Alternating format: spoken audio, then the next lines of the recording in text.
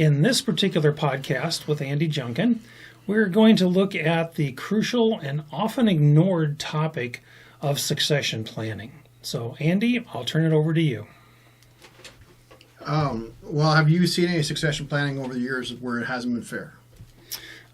Probably more times than where it has been fair, mostly because of a lack of planning.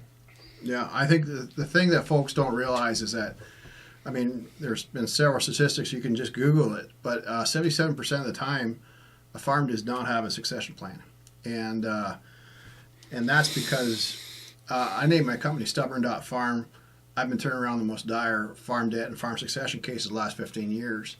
And what I see with the farm family is that, if you have a bunch of people that are stubborn sitting around the kitchen table trying to do succession planning, what should be a 3-hour conversation turns into a 10-year family feud. Mm-hmm. And I mediated the most dire situations across North America and developed a different approach to succession planning so that we're proactive and turning stubborn from a bad word into a good thing for the family farm. So we stop being stubborn with each other and start being stubborn in the critical habits that make a successor successful. And, I think the thing about succession planning that folks don't realize, and that's the game changer in the last 50 years, is that back in the 1960s, when Dad was 60, he would retire and he'd pass over the farm to the son. And so the way we do succession planning today is based on 17th century common law, where basically at the age of 25, the dad would retire or die. Because back in the 17th century, that's how long farmers lived, right?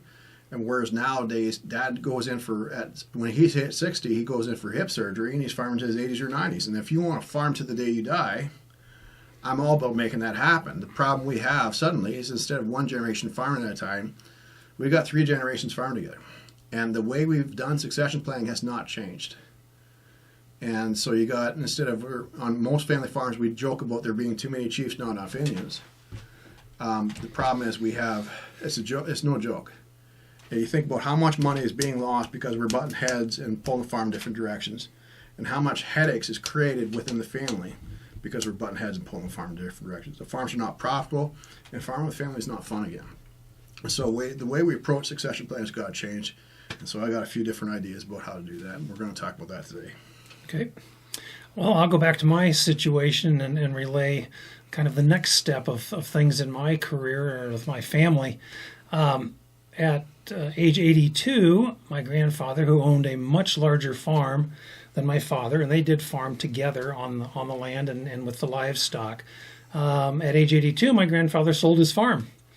And so my 56-year-old father was left with just a very few acres and a very small feedlot, and that was very difficult for us. But I'm sure that's not a unique situation of how many people in their 40s, 50s don't know what the plan is. Yeah, and like how many years had your dad worked on the farm?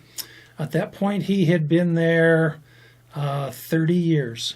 Yeah. Yep. So, my question is, Steve Jobs did make Apple computer software successful.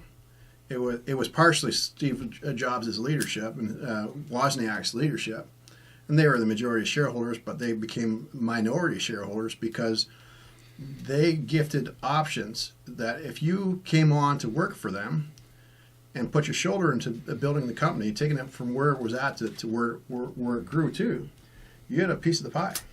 Mm-hmm. And I think that in family farms, we don't do that. We have this promise that someday it's all going to be yours. And so you have, a lot of good people that are successful people, if they get told by Steve Jobs, hey, you work for me for 30 years and trust me, it's a promise, they're going to go find a job elsewhere, right? Or else they're just going to act like employees, and as soon as the clock hits 5 o'clock, they're going to go home. They're not going to take ownership of the success of the company. And I think that what's really important is to have a process where you vet as to whether or not that person is going to be a potential owner of the business. There's got to be a 3-year process as the kid comes home to the farm. You don't just gift him equity or her equity in the farm because they are family or they married into the family. They've got to get this tall to be on the ride. right? And so I have a rule I call the 9,000 hour rule, that the first 3 years that the son and daughter come home, each year that they work on the farm, if they're working there full time, they got to work 3,000 hours. There's no showing up to work at 10 o'clock in the morning and going home at 3 o'clock. You've got to work your butt off. You know, you got to prove that you're willing to put the work in that's going to make a farm successful to be competitive in this day and age. And then after working 3 years at 3,000 hours a year, we have a performance review on a monthly basis. And each month we talk about one improvement to a son or daughter's or daughter-in-law's incorrect beliefs, meaning that if your son and daughter come to work at 10 o'clock in the morning to be dairy farmers instead of 5 o'clock in the morning, we've got to have a discussion about your incorrect belief that you can just show up whenever suits you. You got to talk about the discipline, and they need to have a work ethic. You know, we often have these different beliefs between generations. We've got to get everybody, as we talked about in the previous podcast, about getting consistent beliefs within the family, what's going to make the farm successful. Get everybody on the same page and make sure that the son or daughter or the son-in-law or daughter-in-law, they are buying into the belief system that made the farm successful and that's going to make the farm successful in the future. And then the other thing we need to talk about is making one improvement in character. And for a son and daughter, it might be a family trait like having anger management issues. You might tend to have a character flaw where you see a problem and you turn it into a molehill into a mountain because you magnify it. Well, I want to correct that. I mean, it doesn't matter who you are as a person. If you're taking a family member on as a potential partner, they have a lot of potential. It's a matter of them realizing their full potential. And if you can tweak the 5% of character that is flaws and turn that into strengths, you've got a whole different potential of the farm still being around in 50 years' time. Right? And if you take simple flaw like whether it's being an alcoholic or being passive aggressive or simply having procrastination or anger management, which leads to the farm not being able to retain employees, if you turn that from a weakness into strength, then you've got a successor that's going to be a potential partner. And then the final thing is skill deficiency. And I think every month you got to talk about what's a new skill that the son and daughter are going to be learning. And for the skills that you've already assigned them, how have they done? Are they worthy of taking on more responsibility, or have they not done a good job of what they were assigned to? And do we need to have a discussion, whether it's an incorrect belief, a character flaw, or skill deficiency? If a son and daughter said that they were going to do something and they didn't follow through and do it, then it's a discussion as to, okay, do you really want to be a farmer or not? Or are you just here because it's convenient? Right? And if I'm going to have what I spent 40 years building up to be entrusted into your hands as a future manager, someday I'm going to be in a nursing home. Do I know if my nursing home bills are going to be paid by the farm because you're managing it? Can I trust you? We got to talk about you being this tall to get on the ride. And so what I have as a process is for the first 3 years the son and daughter come home, every month they're making a continuous improvement in those 3 different categories. And you make 3 improvements over the course of 12 months, that's 36 improvements in the course of a year. That's damn near 100 improvements after 3 years. Then you've got a successor that's got potential. Not just got potential, but he or she is realizing their full potential. And your farm has you have no hesitation to entrust someday, not today, someday the opportunity for your son, daughter to be able to manage your farm. Right? So let's think about that situation. You got someone who's working 3,000 hours a year. Yeah. And they do that for 15, 20 years with the expectation that the farm is going to be theirs. They've got siblings who have moved away, and they have expectations that that part of that farm is going to be theirs, and nobody knows until after the funeral and the will is opened. How do we help these families through that situation with some transparency? Well, I think the thing about succession planning is all succession planning is a strategic plan. Okay, it's where the farm's going to be in 10, 20 years' time. And I think folks often there's so much emotion involved in succession planning because it involves everything. It involves family, It involves the things you love. It involves your livelihood. Often it involves the ground you live on, the truck you drive. It involves everything. And you get a family that isn't able to squeeze out an extra 10% profit because they are constantly bickering. They're constantly butting heads and pulling the farm in different directions. And you expect them to sit down, and they can't make a simple decision such as, what's a production-related decision that you'd have in feed that you see all the time? Well, a production-related decision might be, do we expand the sow herd a little more or not? Even break it down smaller than that. What would be a small thing within a barn, without pouring a foot of concrete? What would be a simple decision you see them often? Like related to mortality. What would be a simple production? What's going to be our week 1 pig care in the nursery? So if you have a father, a son, and a grandson not able to make a simple decision related to that without egos getting in the way, if you have a bunch of people that are stubborn with each other, they're not listening to each other's ideas, they're stubborn, and they're insisting, I'm smarter than you. Basically what a lot of these arguments come into. I'm smarter than you, I'm butting heads. How are you supposed to talk about where the farm's going to be in 10 years' time? Because too often when we're doing succession planning, I see it often, is that family sits down for the first time, they never had a family business meeting where they actually listened to each other, right? I've heard lawyers talk about, well, Grandpa's just going to show up, he's going to make some decisions, and the rest of the family has to deal with it. Well, how fair is that for somebody to, in a dark room, make a decision about your future, right? And how that's going to go. The first thing I want to do as a family is I want to improve, as I said, the incorrect belief, character flaw, skills, efficiency of the successor. But the second thing I want to do is have everybody come to the table every month with one idea to improve production, right? Mortality, like I just talked about. Let's talk about mortality. Let's get everybody, grandpa, grandma, if she's really involved in the farm, granddaughter, everybody that's involved as a potential future owner of the farm. It doesn't matter who has more equity in the safe that you never look on a piece of paper that you never look at. Get everybody taking ownership and doing their homework, come up with ideas, and let's listen to each other's ideas. And if you can get a family to actually listen to each other's ideas, and you get them turning the weakness of being stubborn with each other, instead get them stubborn and actually a habit like listening to each other and being able to problem solve, you won't have any problems related to succession planning. So when I work with a family, over 3 years, I'm getting them to go from my ideas, and trying to force my opinion, to listening to becoming a we mentality where we're able to problem solve. And too often succession planning explodes, and you hear of all these family feuds because everybody goes into the table, never been in a meeting before, never problem solved on a strategic level, ever, about simple production related decisions, let alone where the farm's going to be in 20 years' time. Everybody walks into that meeting with expectations, and they get really upset really quick as to other partners having different expectations. And everything explodes. And we got to fix that root issue first. So, tying into your question, I'm sorry about that, Stu. You're talking to me about equity. First thing I want to make sure is, do we have a successor? We want to make sure we take our successors from good to great, right? Create successful successors.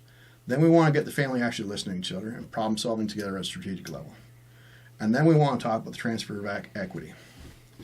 And when I'm talking about the transfer of equity, I don't want a dime or a nickel transferred to the next generation 3 years into the farm, right?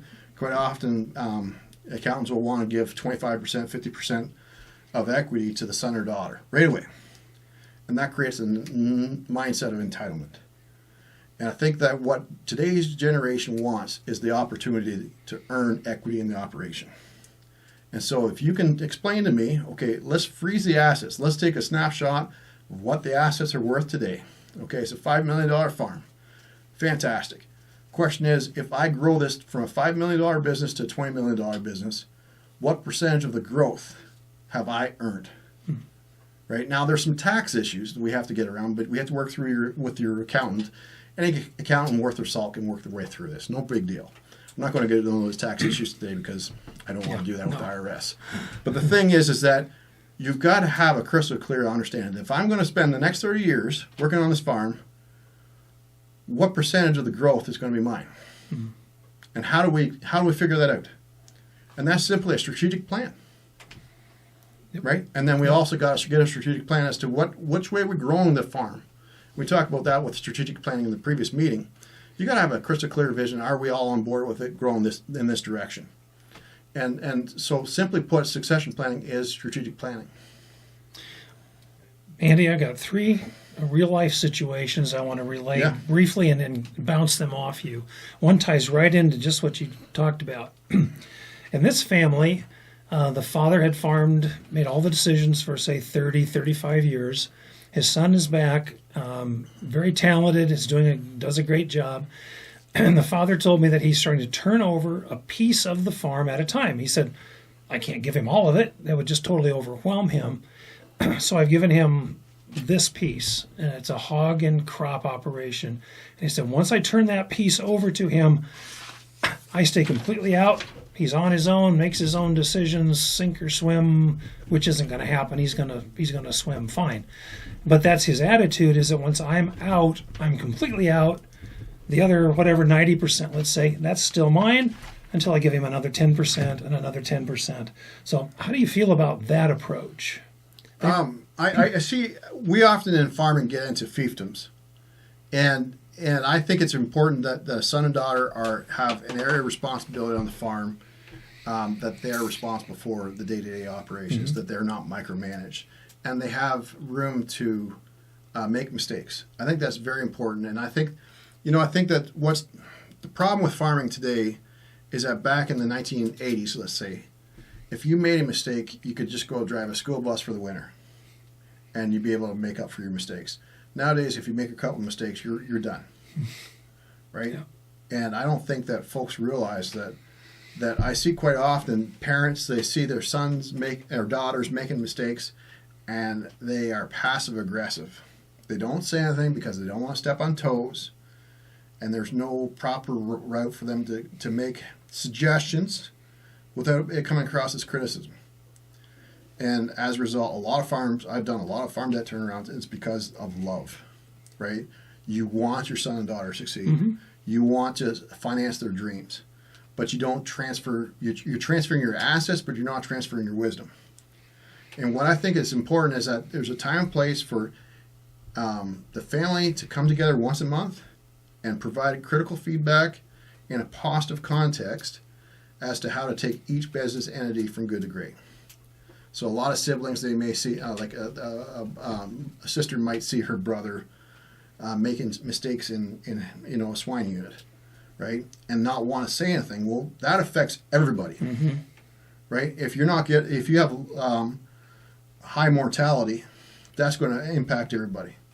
And too often as farm families, we are passive aggressive, and this creates a lot of tension within families. So there's got to be a time and place where everybody can come to the table with one idea to improve farm profitability. And this comes back to this whole idea about brainstorming ways to improve the efficiency of the operation. We should be able to look at all of our different enterprises, and it doesn't matter whose it is. What matters is the best idea wins, right? And that's the time and place. If you have a son and daughter coming to the table and making a suggestion for improving, say, Grandpa's area of responsibility, his little fiefdom, it's not perceived by Grandpa as criticism of what he's doing. But either one or two things is going to happen. Either it's going to be a better idea and the farm's more profitable, and it might even change the whole line of thinking for the philosophy of how we farm, or Grandpa's able to explain why he's doing things the way he's doing. Mm-hmm. And we as farmers, we're really good at, the more successful you are as a farmer, the harder it is for you to let go of control and to teach management wisdom to the next generation. And I think there's got to be a time and place. So if you can have a time and place where we look at the whole operation and we're all looking for ways to improve, doesn't matter whose area of responsibility, and then everybody goes and implements those ideas into reality, the farm has a future.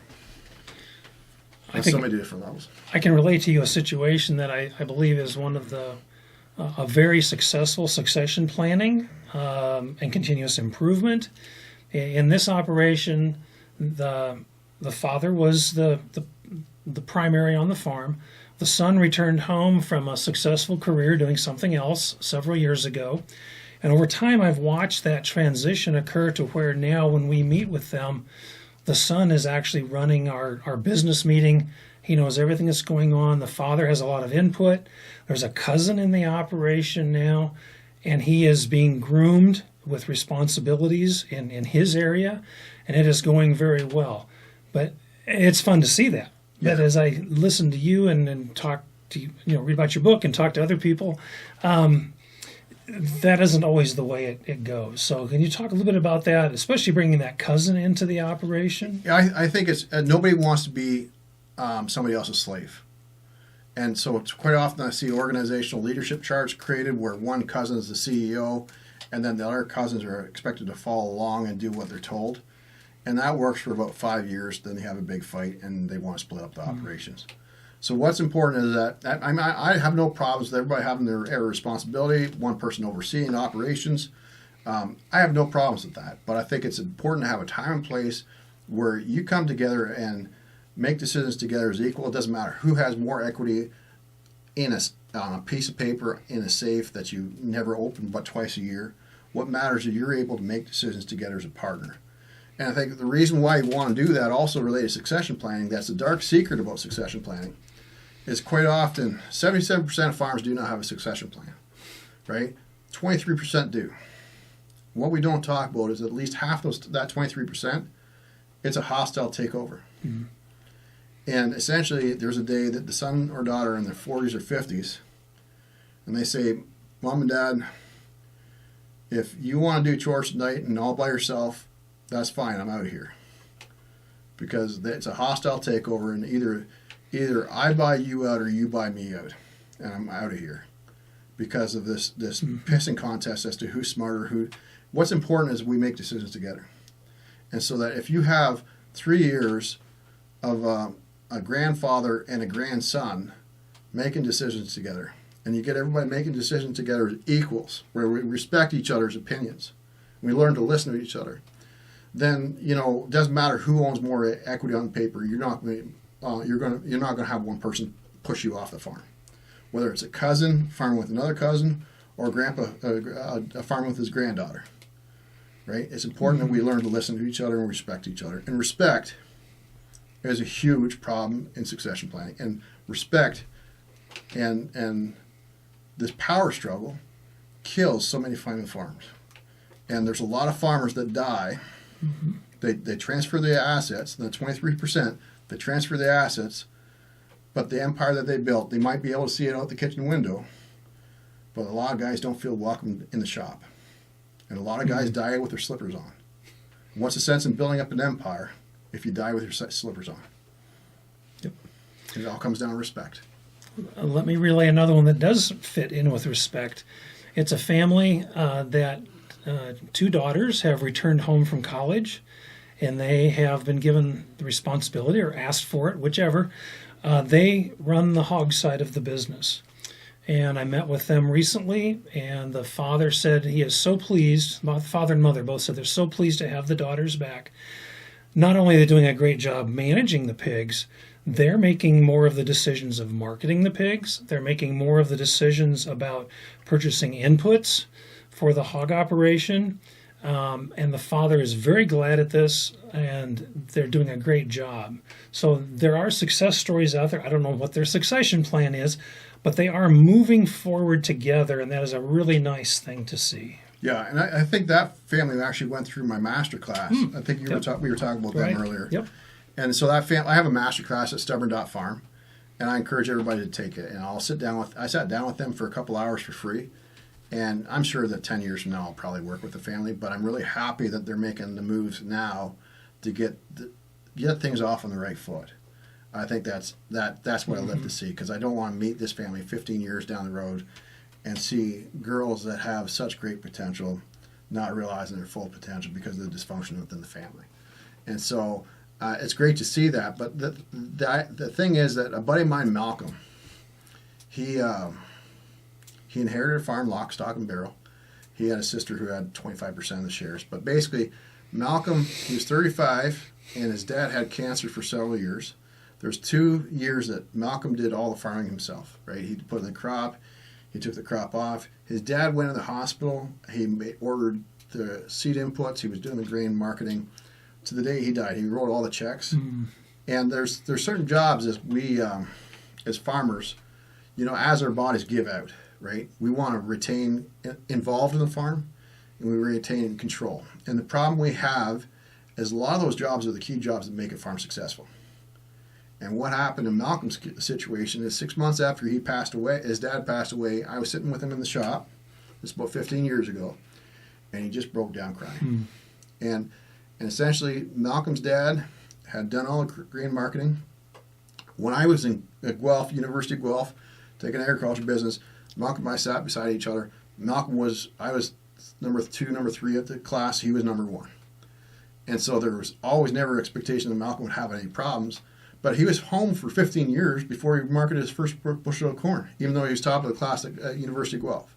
And just because a teacher teaches a course doesn't mean that your son and daughter pick it up.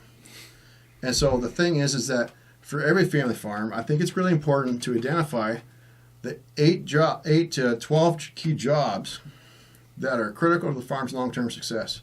So stuff like bookkeeping or commodity marketing, like for instance, those girls, I think from my understanding, they're selling 5% of the crop. That's it, right? They're learning. Their mistakes are controlled, right? They're going to make some mistakes, but it's pretty minimalistic, right? They're not betting the whole farm on things. Yep. And it's going to take about 10 years of trading in order to groom that wisdom. You do not want to be 38 years old or have a 38-year-old son or a 45-year-old son and him to be marketing his first bushel of corn. Because you suddenly have cancer, you might not be around in 2 years' time. It takes 10 years for certain things to be transferred as far as wisdom. And any fool can give a son or daughter a tractor. All they have to do is die, right? Very few farmers are successful in teaching their kids wisdom. And I think it's really important at the beginning, as soon as your sons and daughters prove that they're this tall to get on the ride, you start giving them more and more responsibility in the critical areas. Now, it doesn't mean that like for farms where the commodity marketing can only be 5%, and that's fine. If you enjoy, as the family patriarch, if you enjoy marketing corn, that's your thing, do it till the day you die. But let's make sure that the fundamentals are in place so that it doesn't matter. You know that with certainty that everything you spent your entire life building up is still going to be around 40 years from now. And the only way to do that is make sure that you don't transfer just the assets, because frankly, all you have to do is die. What you have to do is you have to transfer the wisdom. And I don't think that we spend enough time in succession industry. Everybody wants to focus on who gets what, how to avoid paying taxes. Nobody looks at the transition of management. And I think that should be addressed first, and that's why I focus on the first 3 years, that the son and daughter come home. And the question is, how do we transition from a parent-child relationship to a professional working relationship? Well, this has been a great discussion. And so, Andy, as we think about the business plan, differing philosophies, work-life balance, and then finally succession planning in this podcast, could you kind of just wrap things up together for us as we close this out? Just explain briefly. I really believe the first 9,000 hours that your son and daughter come home and they have an intention to be owners someday. Right? There might be a couple of years that they're in between jobs, what have you, but there's got to be an understanding between family members as to after I spent 9,000 hours into this operation and I've proved my worth as being a potential partner, what's the opportunity? And that's not just understood between a parent and a child. It's got to be involving the whole family. It's got to be a strategic family. So that sister or brother-in-law or brother that has nothing to do with the farm, they have a clear understanding of what the brothers are working towards. So that there's not 30 years of a lack of transparency and growing mistrust between family members, right? It's I've seen a lot of family farms where we have that after 9,000 hours, we have a family meeting, and I've seen one time there was a school teacher. She says it's not fair that my brother has the opportunity to take a $5 million farm and make it worth $20 million. Well, the question after that is when are you going to come home? The opportunity is here for you. If you want to work 9,000 hours, we'll have a discussion about how you become a partner, but you've got to prove yourself to be worthy. You got to earn your way into the opportunity, not feel entitled to it. And this sense of entitlement is killing family farms. Mm-hmm. And so we got to look at we can't take each other for granted. We can't have patriarchs work for sons and daughters, have their sons and daughters work for them as slaves basically for 4 years, and then treat them unfairly in the end. There's got to be a fair and transparent plan. It's a business strategy. Doesn't mean we have to transfer any equity. It has to be a clear and transparent strategy about what the next 40 years is going to look like on the farm, what the opportunity is. If I put my shoulder into things, what's things going to look like? And then the second thing I really focus on, and I would encourage every family to do, is to look at the transfer of management and start that as soon as you can. So, because you never know when you're going to get hit by lightning. And how many farms have you seen where the patriarch, the third generation curse? You often see it. One generation started farm, second generation grow up, third generation pissed away. And the reason why is that the patriarch was great at transferring assets, tax-free manner, but he didn't transition management, and as a result, they're setting up the successors to be unsuccessful. And why spend your entire life building up an empire if it's not going to be around in 4 years' time? And I think the most important thing a patriarch and matriarch can do is make sure that the succession planning is fair and transparent, and that the wisdom is transferred, and so that the next 30 years and how many ever years you've got left, it's not a power struggle. It's not a lot of mistrust. It's not a question of are things going to be fair in the end. Everything's transparent. Everybody's working towards the same goals. You have heaven on earth. Well, thanks a lot. I think that really ties everything together for us. Thank you for joining us and being a part of our podcast. Sure. We look forward to future discussions. Again, if you want to check out that website, it's Stubborn.Farm. Thank you. And share this podcast with anybody you know of. If you know a farm family in your local community, feel free to share this with them, and let's improve the odds of your neighbors still farming together in 30 years' time too. Great.